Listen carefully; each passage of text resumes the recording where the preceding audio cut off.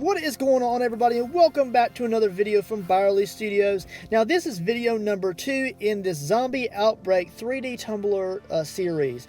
So there's going to be 3 videos in total. This is number 2. If you haven't had the opportunity to watch video number 1, which runs about 7 minutes to 8 minutes long, of me sculpting the clay rivets, the base to the police badge, as well as the zombie that you see here, then definitely go over there and check that out. Now, this is video number 2 where I'm painting the zombie. Alright guys, so I began this process by base coating it in a Mars black, and after that it's been almost completely dried. I began with a sap green and a variation of browns, burnt sienna, raw sienna, and a burnt umber to apply a overall just a nasty green skin to the zombie here.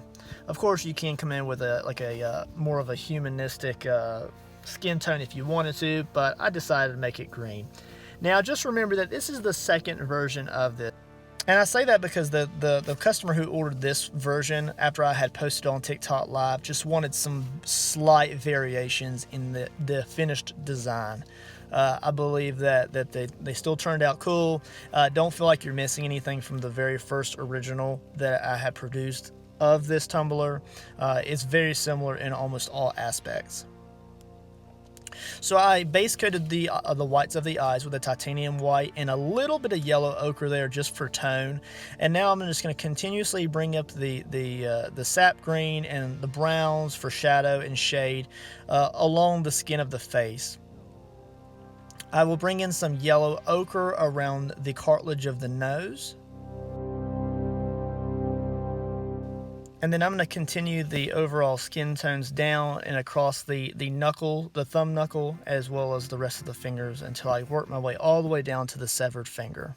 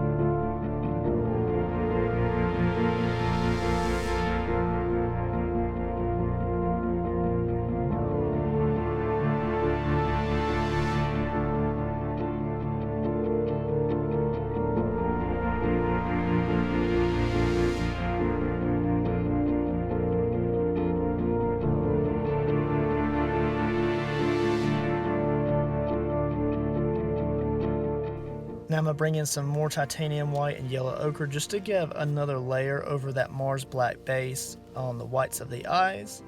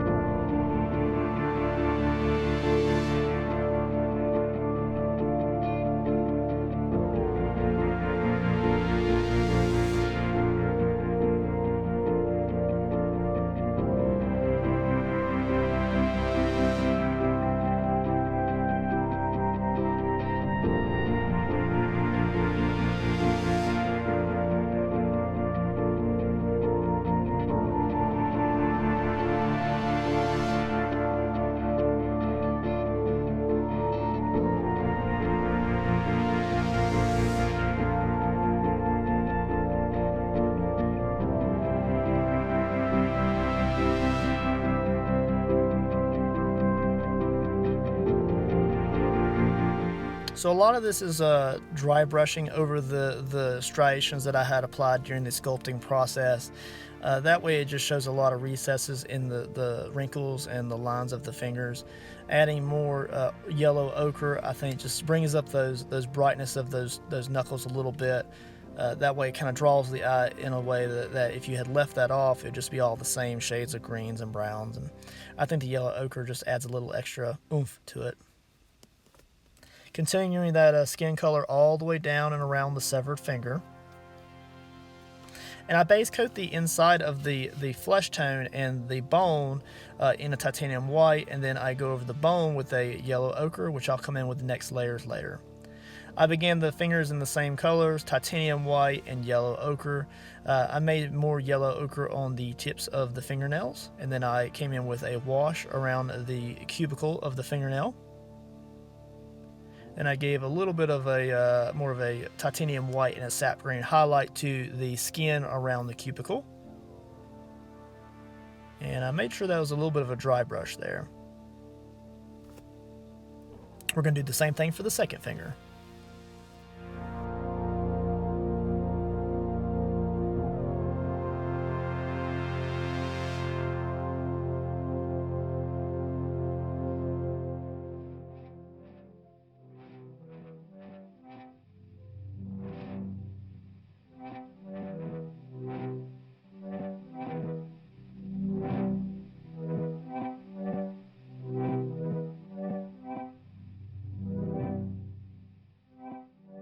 Alright, so I'm going to go ahead and get out some reds, starting with permanent alizarin crimson. I put out some crimson, and I also put out some permanent red hue.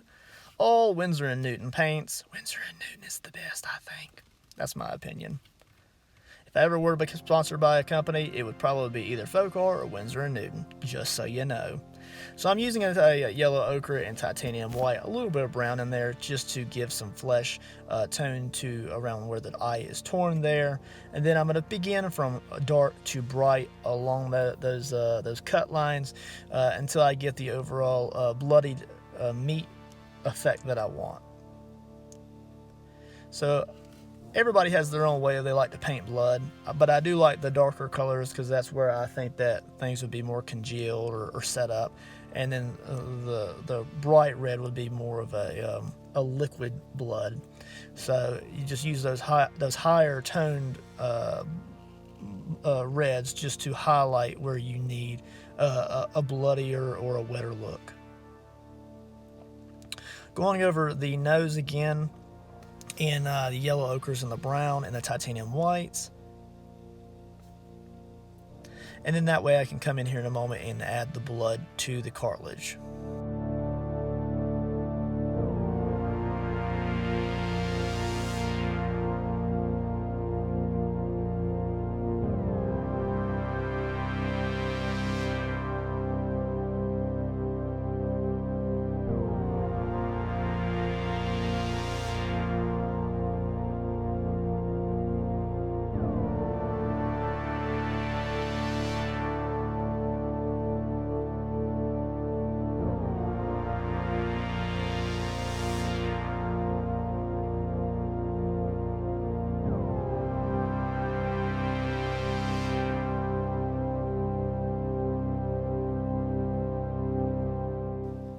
Now we're going to go ahead and shift gears, and after applying a little pupil to the eye, I'm going to come down and add some blood to the fingernails. All zombies would probably be scratching and clawing for something, right? Maybe he got his hands on some good flesh and his belly's full, but we're going to add a little bit of blood to the cubicles and just underneath the fingernails. Gonna dab that blood as well with some yellow ochre mixture just to give it some wet on wet technique to blend those colors around where the tissue and the meat would be around the bone.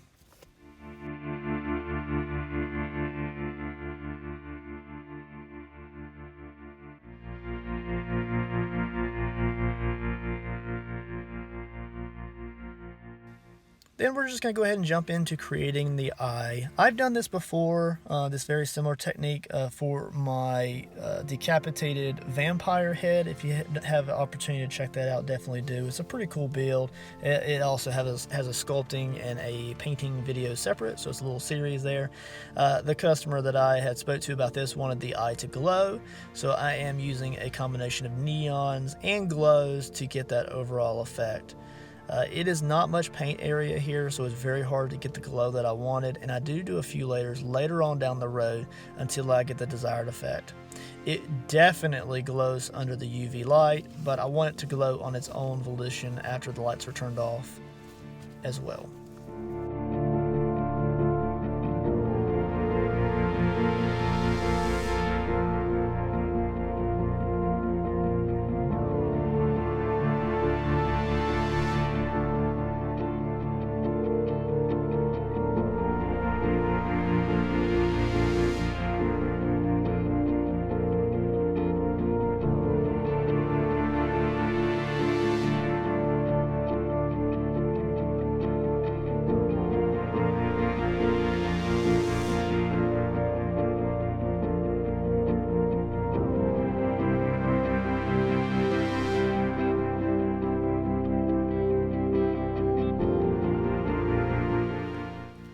Alright, so don't be afraid to continuously work that paint until you get the desired effect.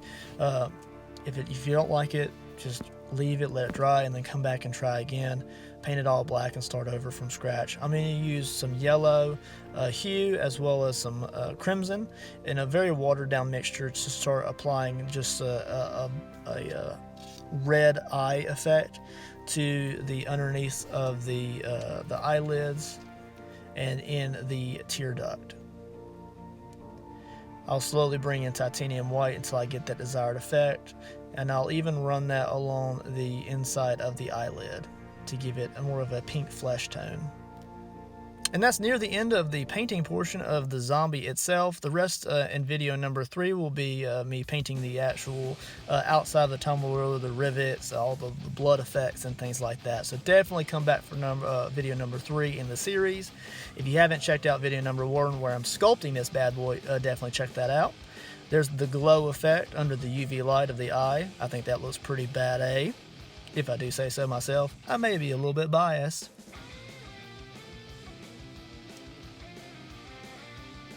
Absolutely awesome. And just so that you can kind of get a view of the final paint effect, there it is, almost at the end of the beginning of the video number 3 there, and that's what it looks like under light. So really cool effect. The zombie turned out absolutely amazing. I will catch you guys later.